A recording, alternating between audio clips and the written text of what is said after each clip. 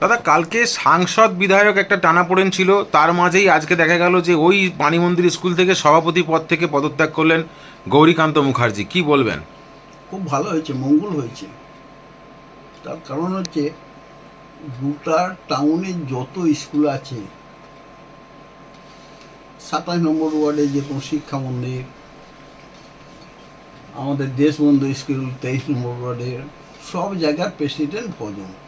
ভজন ছাড়া কি টাউনে আর কোনো কেউ নেই যে এই প্রেসিডেন্ট পদটা চালাবার মতো? ভজন যে কাজটা আজকে করলেন, ভজন উচিত ছিল এমপি আর আমাদের বিধায়ককে একসাথে বসিয়ে জিনিসটা মিটিয়ে দেওয়ার। কারণ এই গন্ডগোলটা শুনুন, গন্ডগোলটা কিন্তু এখানের গন্ডগোল নয়, স্কুলের গন্ডগোল নয়, এমপি ফান্ডের কি টাকা খরচ করছে সেই গন্ডগোল নয়। এমপি যখন পুরনো কর্মীদের সম্মান দেওয়ার জন্যে রাস্তায় নেমে পড়েছে, সেই সময় ওদের গাত্রদাহ হয়েছে।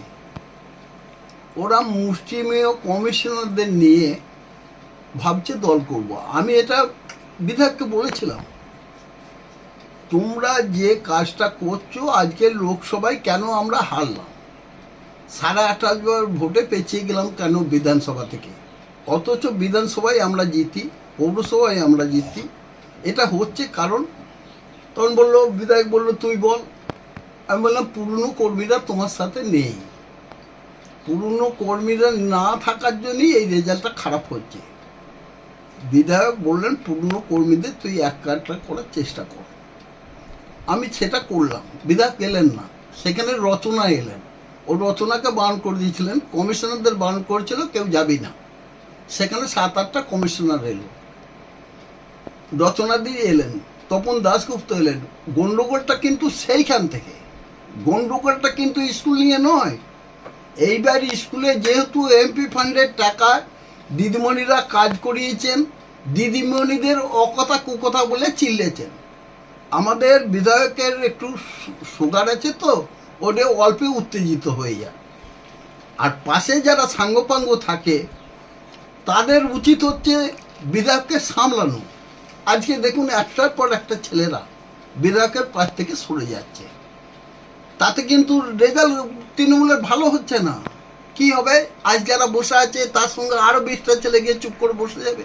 তাতে কিন্তু মমতা ব্যানার্জির হাত, দিদির হাত কিন্তু শক্ত হচ্ছে না, অভিষেকের হাত শক্ত হচ্ছে না।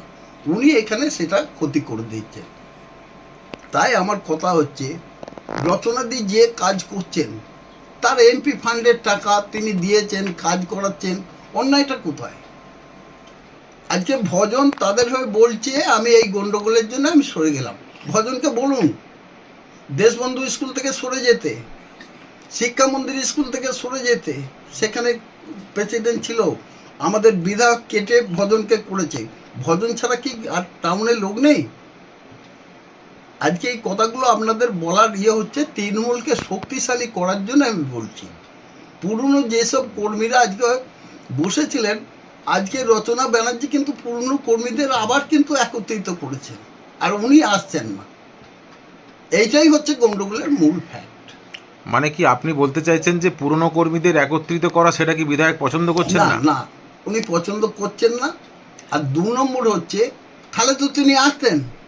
আজকে সেখানে ফ্লেক্সে তার ছবি দিয়ে, আপনারা নিশ্চয়ই সেই আপনাদের কাছে আছে, করেছিলাম, কিন্তু তাকে জানিয়েওছিলাম, সেই ইচ্ছাকৃতভাবে এলেন না। আমাকে কিন্তু উনিই বলেছিলেন পুরনো কর্মীদের এক করার কথা। আমার কথাই আসবে না, তুই একটু চেষ্টা কর। আমি করেছিলাম, কিন্তু পুরনো কর্মীদের তো উনি সম্মান দেবেন না। পুরনো কর্মীরা কি চাই? একটু সম্মান। তাদেরকে সরিয়ে দিয়েছেন পাশে। তাহলে কি নবীন প্রবীণ যে দ্বন্দ্ব নিশ্চয় প্রকাশ নিশ্চয় এলো? না, আমি আপনাদের বলি, নবীন প্রবীণের মিলন ঘটিয়ে মমতা ব্যানার্জির নেতৃত্বে আমরা নতুন সূর্য উদয় করতে চাই। তাহলে কি বিধায়ক সেখানে কোথাও বাধা দিচ্ছে? নিশ্চয় নিশ্চয়। আজকে আপনারা বলুন, সুইমিং ক্লাব একটা আছে, সেখানে কারা কর্ণধার? আপনারা ইনকোয়ারি করে দেখুন। তাদের এক একটা কর্ণধারের এক একটা ইতিহাস আছে।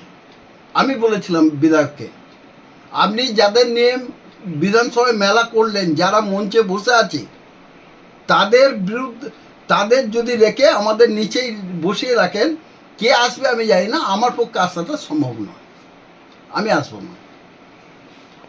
আর এটা প্রতিটি কাউন্সিলরের মনের কথা, কিন্তু কেউ প্রকাশ্যে ওকে বলতে পারছে না। আজকেই যেরকম আমি দীপ্তেন্দু অধিকারীর সঙ্গে আমার কথা হচ্ছিল, তার ওয়ার্ডে দেশবন্ধু স্কুল, সেই স্কুলের প্রেসিডেন্ট নাকি ভজন।